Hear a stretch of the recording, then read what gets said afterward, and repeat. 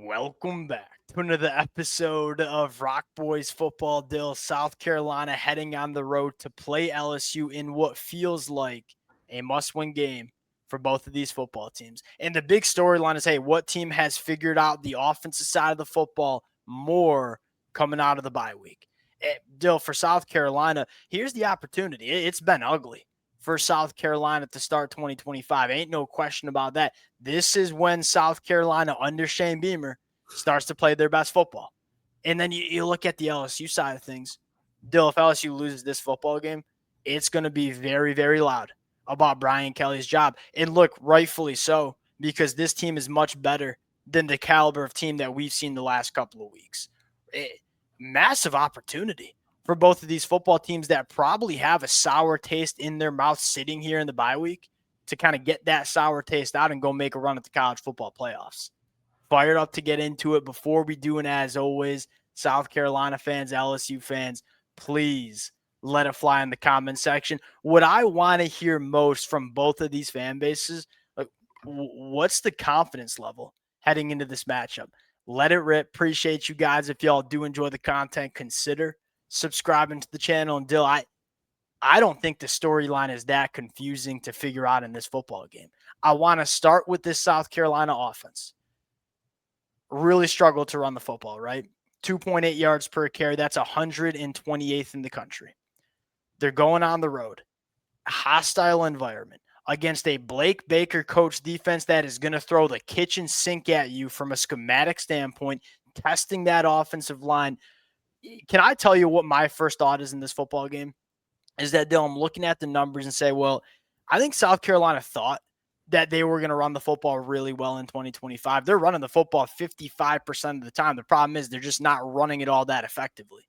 Then you look at the throwing numbers and say, Dill, they're averaging 9.5 yards per pass attempt. That is top 10 in the country. So the first thought in my mind is, can South Carolina go on the road and just lean into the passing attack?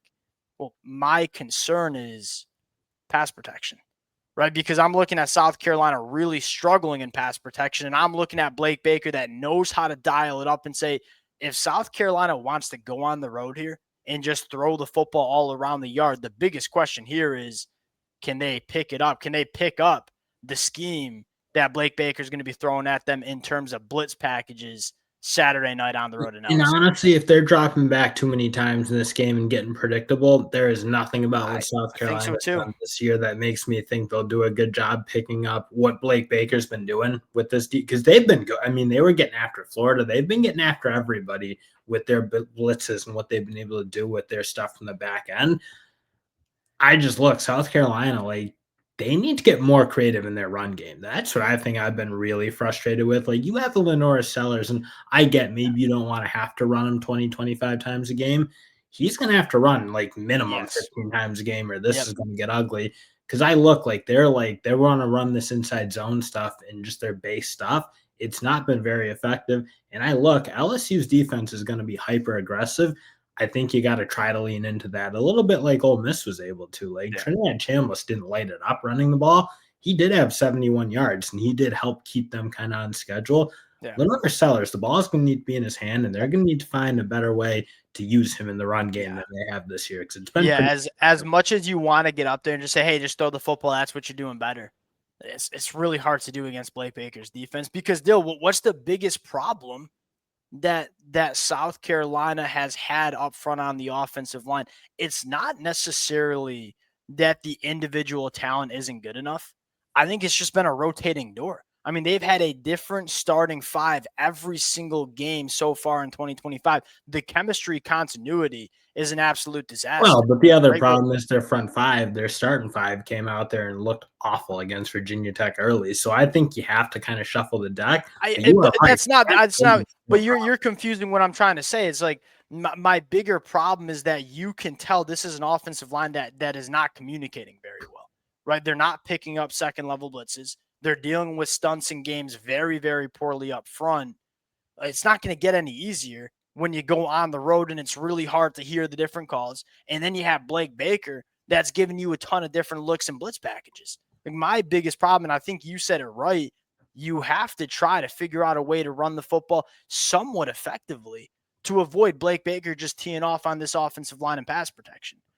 And it probably starts with LaNorris Sellers. Now, here's the other tricky part in this matchup is you kind of feel like LaNorris Sellers is going to need to, for a lack of better terms, put on that Superman cape a couple times in this game. This is a very difficult team to do that against because their team speed at the linebacker position, Harold Perkins and Weeks, it's very difficult to get loose if you're a running quarterback. That's another storyline to monitor. When LaNorris Sellers decides to put on that Superman cape, how effective can it be? That might dictate who wins this football game. Now, Dill, you flip the sides here, and you talk about this LSU offense going up against the South Carolina defense. The storyline is awfully familiar, awfully similar, I should say. Right? LSU just can't figure it out running the football. Now, the difference between LSU and South Carolina is LSU's just like completely given up. They're only running the football like 43% of the time, which I don't blame them for doing. Like, here's the problem. If you want to be so one-dimensional, then you better hold up in pass protection. And I'm looking at this LSU offensive line and say, Dill, Tyree Adams struggled massively against Ole Miss at the left tackle position.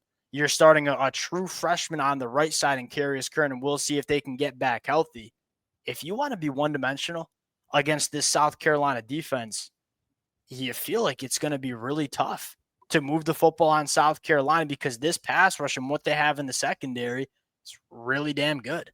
And LSU just doesn't have the luxury of what they had last year in a starting five that was elite. And it didn't matter that they weren't running the ball. Like, Will Campbell wasn't just going to get beat all game by anybody. You had a bunch of really good players. So it's like now you drop back and you're being in predictable spots. It's been really ugly for LSU at times. And that's where it's been like they haven't found that kind of avenue. Like, I thought it could be the quick game and using screens and using those wide receivers who all, for the most part, are really good with the ball in their hands. They haven't really been able to get to it with any consistency. So they have been in this, we're just going to drop back pretty much every play. And obviously it kind of caught up to them for real in that Ole Miss game. Well, and it's tough because you look at South Carolina. This is why I get why a lot of people are going to pick LSU in this game. This is why it's a difficult matchup, though, because if you want to try to move the football against the South Carolina defense, your best avenue of doing it's running the football right at them, right? You got some brand new linebackers who've been playing pretty damn good, but they're still young and getting used to fitting the run. Nick Barrett on the inside has been really good. I guess the best way to say this is that most South Carolina fans that follow this team pretty damn closely and know what the personnel looks like say, hey, us stopping the run's the biggest question mark. There's been one really bad moment, I feel like, for the South Carolina Missouri. It was when Missouri just attacked them with Ahmad Hardy and just ran it, and you knew they were going to run it play after play, and South Carolina really had no answer. And my question is, can LSU do that to South Carolina? And similar to what we say about like South Carolina, do you have any confidence that they can pick the blitzes up from Blake Baker? I don't know what this year's made me confident in South Carolina doing it.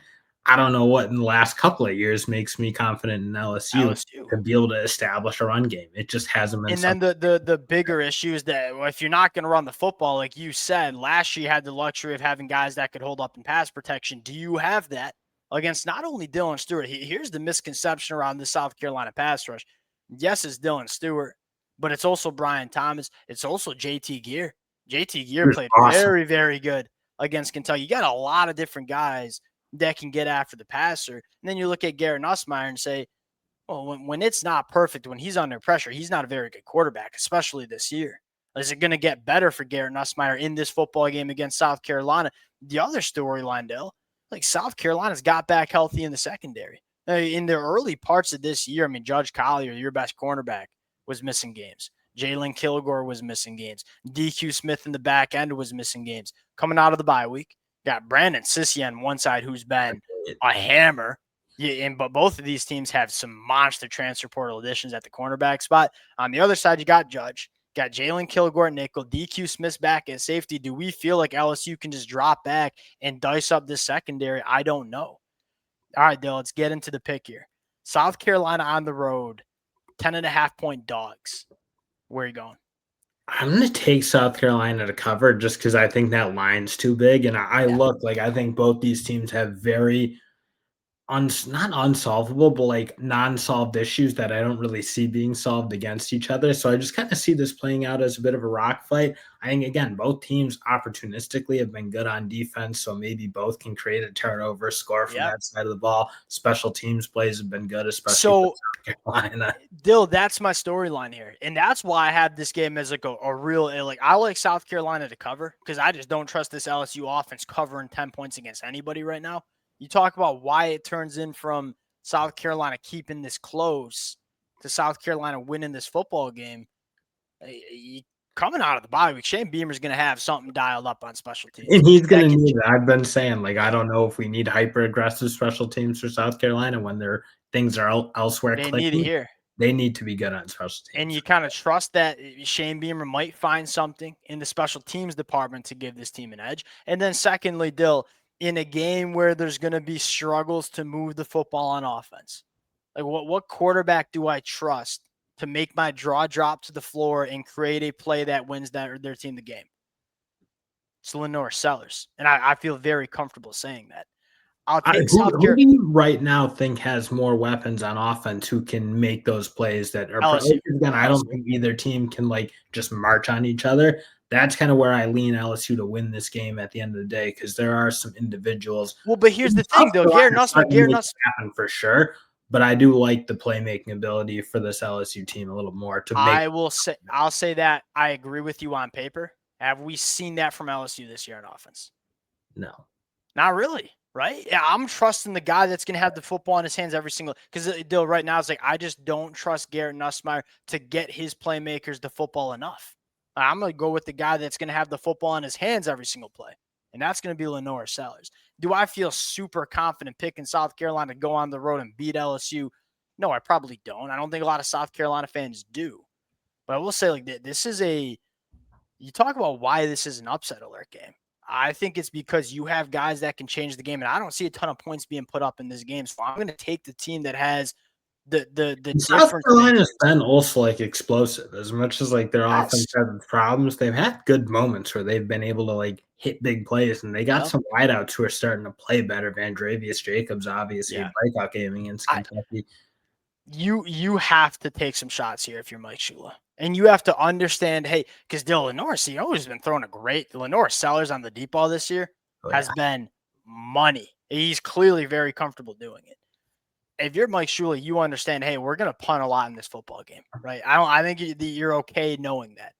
Well, hey, then that means we're going to take some shots, and we're going to see if we can change this game with one play, LaNorris Sellers, Nick Arbor, right?